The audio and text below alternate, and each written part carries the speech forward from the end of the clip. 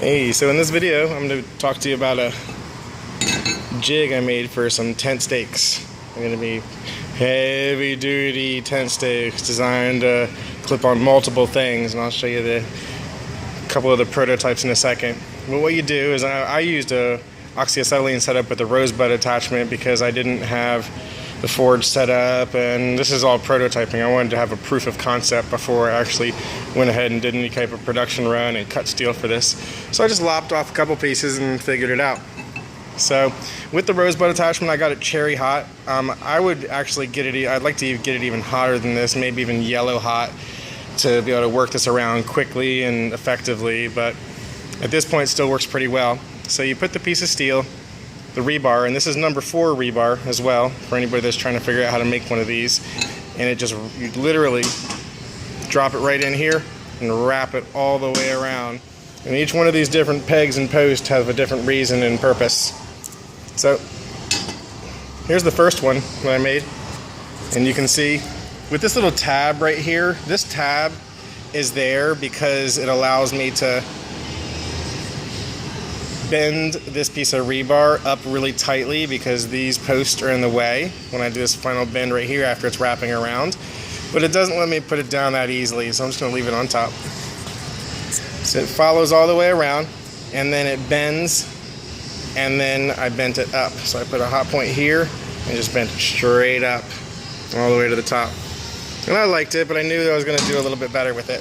So I grabbed the second one, calculated the distance. I wanted at least 19 inches of penetrating depth with the actual stake rod itself, and that's what I measured out with this. Surprisingly, these things from this point right here to that point right there is 16 inches.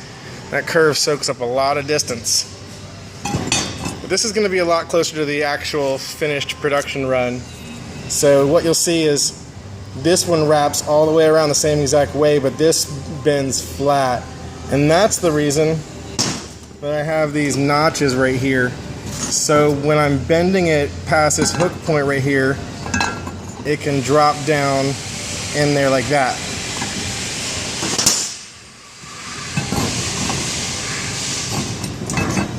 Get that rested back on there.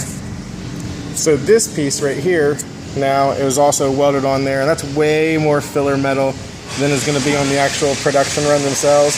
But I was just having fun floating a puddle in there and everything, and just getting the feel of welding this 2-inch angle iron to the actual big old chunk of number 4 rebar. Neighbors are noisy. So this is a 2-inch piece of angle iron, also cut at a 2-inch distance. And then I welded it on. You can see right here I blew through the metal when I was welding a little bit because I was got a little carried away with my fun, but that's how we learn for sure. So this actually goes all the way down in the ground. You have the striking surface right here. You can even see the hammer blows that are already in there. And then the cool thing about this piece is you can take carabiners, you can clip it onto any single one of the sides, you can tie loop ropes around, anything you want. And when you want to pull it out of the ground, instead of having to need a specific tool or a pry bar, you just grab it with both sides of your hand and you wiggle it back and forth, and then it just pops right out of the ground. So I'm going to make about 200 of these to start.